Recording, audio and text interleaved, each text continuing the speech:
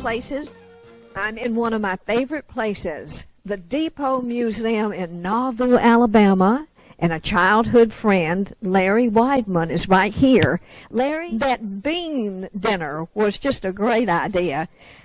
You said it's kind of like your mom and the ladies. Who were those ladies over at Old Union that used to do that fox hunt supper? Mom, and Susie Barton and Patty Atkins,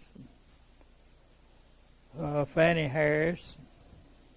Oh, I know those ladies. Bud Wilson's wife. I can't remember Bud's wife's name, but those were big. What years was that? Do you remember, Larry? I can't remember, but you were just a kid. Most of my life up to into the 60s, late 60s, maybe even up to 70 it went. I just don't remember when it ended, but. Well, when the older people got a little too old to do that, you said those ladies cooked for 2 days. Yeah. They cooked 2 days on them wash pots, make that Burnswick stew So this was not your original idea to cook in those wash pots. No, they cooked in wash pots 100 years ago. Everybody did, you know. And I never thought about that, Larry.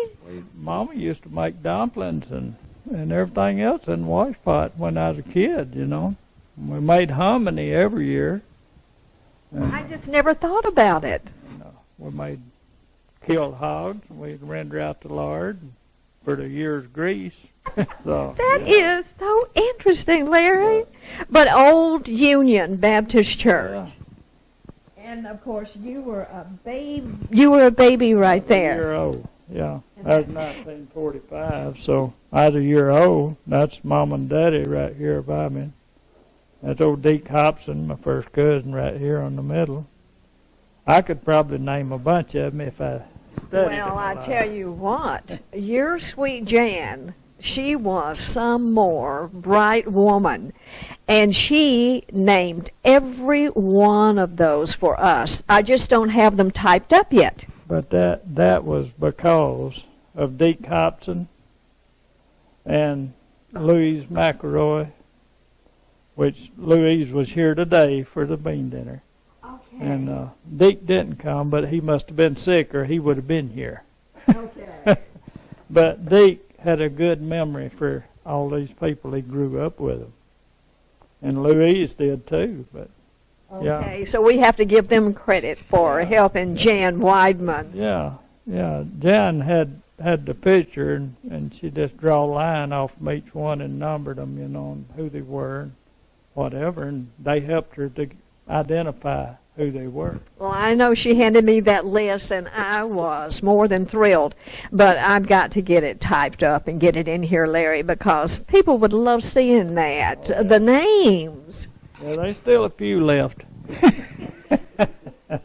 Oh, Larry, it was a great day of fellowship, wasn't it? It was. That's the reason I wanted to do it. I done it for the community. I didn't do it for the community. I didn't want to do folks that live here. Yeah. It's just a day to get together, and I said if one hungry person came through and ate today, I would be thrilled. And I think I probably saw 2 or 3 that might have been hungry. So maybe I did. Maybe. Well, it was a treat. I'd never had food that I know of that was cooked in a wash pot. That's amazing. And I never thought about that. You're giving us a great slice of history. It's just all-night party. You just start cooking, and Gene McDaniel was in on it last night, and poor little old Lulu. Yeah. I think they was going to call the dadgum law on us at one time. We getting so loud, you know. We had town up over here at midnight. Oh, that's great. And is that what they used to do, cook all night and talk? Yeah. They couldn't leave it, you know. You cooking with wood, and you can't leave it. You got to tend the fire, and you got to keep stirring the pot, or it'll burn. So you got to keep. And what did you use to stir things with? I used the axe handle. Is that what they used to do? Well, yeah, they use axe handle, or they'd whittle them out on a long one, maybe. Long paddle, Yeah. like a boat paddle. No, boat paddle's too thick, too big. Okay. Oh, my goodness. Larry, it was one more great day. Yeah. Almost like the 1940s again. Well, A little bit. a little different. Yeah. A lot of people had cell phones today. They wasn't none then. That's true. Kind of interrupted the conversations at times. Not a whole lot. Not a whole lot. Most people put them away, and they all met and had a good time. That's what I wanted to do it for, was a good time. And can you believe it? They even came in the rain, Larry. I know, yeah. Well, I had to stay in the rain, so they came. But that was clever. When did you think of covering those pots? Well, I thought of it last night. If I had to, I would. And I said, well, when I left this morning to go get drinks and ice and stuff, I said I better go get my stuff because it was sprinkling a little. So I done knew what I was going to do to save the fire. I knew I couldn't build nothing quick enough or big enough to do. So I said temporary will work. Just take care of the fire and the beans. And that's what I've done. Those beans cooked all night long? All night long. Yeah. They were good. Did you ever cook them before? Not like that. Not since Mom and them, no. I never had cooked any myself. Your mother was one sweet lady and one terrific cook. Yeah. She was that. She fed half Nauvoo. Because everybody spent the night there. She never knew how many to cook for. She'd just go through of a morning and count how many is in the house. Well, you boys, you were a family of 4 or 5? 5 boys and 2 girls, yeah. I didn't know it was that big. Yeah. And how many are still with us? 3, including me. Okay, 2 A brother and a sister. Oh, brother and a sister. Yeah, yeah. But Rachel was one more cook. And in fact, I called you, I guess maybe last year. Somebody had asked me to find out Rachel's recipe. And so you went through all yours, and you said, you went through Jan's recipes, and she had one in your mother's writing. And it was for a cake, a special cake that somebody had asked for because they loved your mother's cooking. Yeah.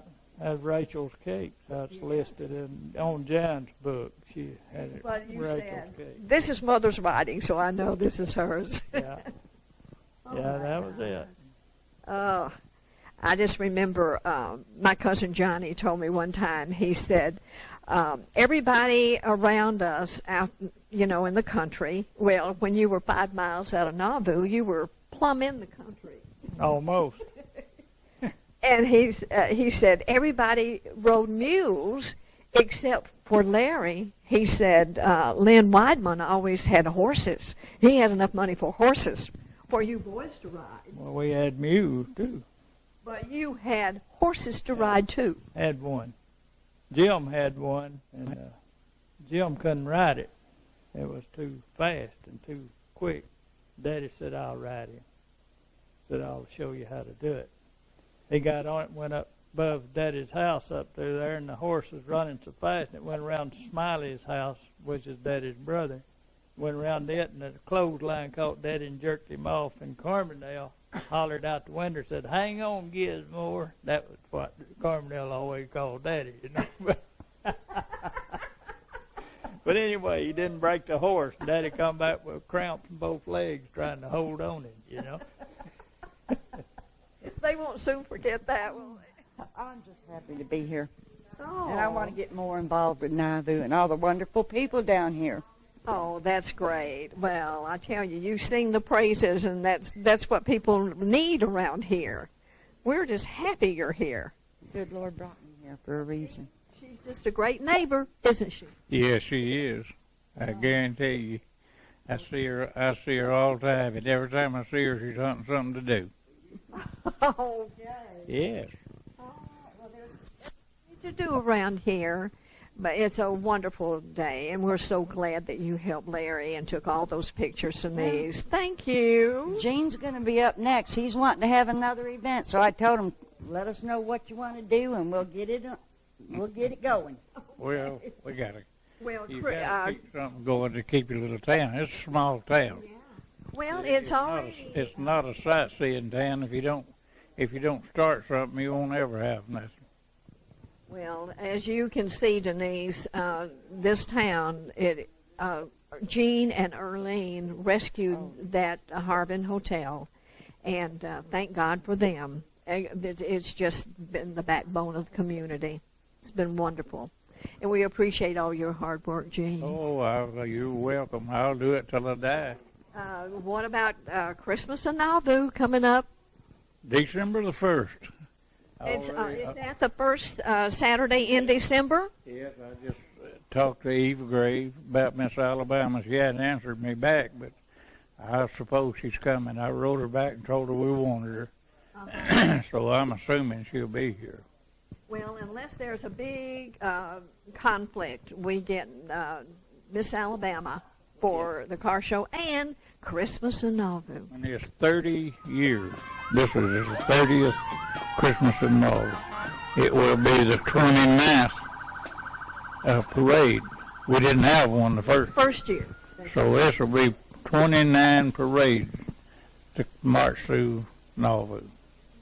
And the 30th Christmas in Nauvoo? Started in 1989. That's right.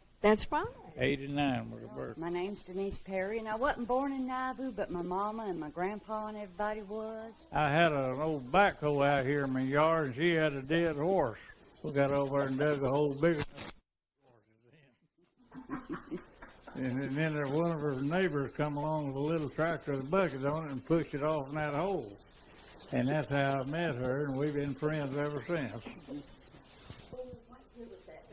That was in 2009, November of 2009. My grandpa was William Joseph Farley, and his wife was Ether Farley. My mama was Maybelle. And they moved on up to Michigan, and that I got mad because, I think they kidnapped me and took me to Michigan before I was even a thought. But I come down and I helped my sister and my brother-in-law move here, and I fell in love with Nauvoo. And the first chance I got, I come down here and I got me a little house, and it's got history. And Nauvoo is just a wonderful place to live, It's like I wish I would have grown up here. We're so glad you're here now, right, Gene? She is a great community person. Thank you. You see her everywhere. If there's anything going on, she's around somewhere close. I like to help. If you ain't, just sit down a few minutes, you'll be back. And Denise, now Troy Head, what relation is he? That is my brother-in-law's daddy. Okay. I thought that was a cute story you told about how he went to Michigan. Yeah, my grandpa went. He went up to Michigan. They was neighbors down here in Nauvoo, real close to Larry Wideman's place, and Troy figured out there ain't no work in Alabama. He wanted to go to Michigan, see if he'd get some work, so he sold his pet pig and took a bus, and he wound up in Flat Rock, Michigan. And he went into the state police station that was right next door to the bus station, and he asked the sheriff if they knew Joe Farley, and he said, well, yeah. Went in the jail cell, laid down on a cot, and went to sleep, and the sheriff woke him up in the morning, and he drove him over to my grandpa's house, and he was able to find work, and he moved the family on up there, and, they was friends, lifelong friends, my grandparents and his parents, and my sister Diane and Harold Head meant the world to me, and they brought me here to Nauvoo, which is the best thing that's ever happened to me in my whole life. Oh my gosh, that's great. That's great. That's a good story. That is a great now, Denise. Who took all the pictures we're going to be showing? Well, I was trying to play photographer like my oldest son, and I got me a new cell phone. It takes pretty good pictures, and we got some real good ones of Mr. McDaniels last night. I can't wait for the whole world to see them. We got some awesome pictures of Larry, and I tried to get just about as many guests that I could get Oh, to have the pictures. It was such a great turnout. But you're It had to be a great turnout because he's a great guy. He's one of a kind. He is. And he will help anybody do anything, just like you, with a dead horse. He came to the rescue, Jean and Larry.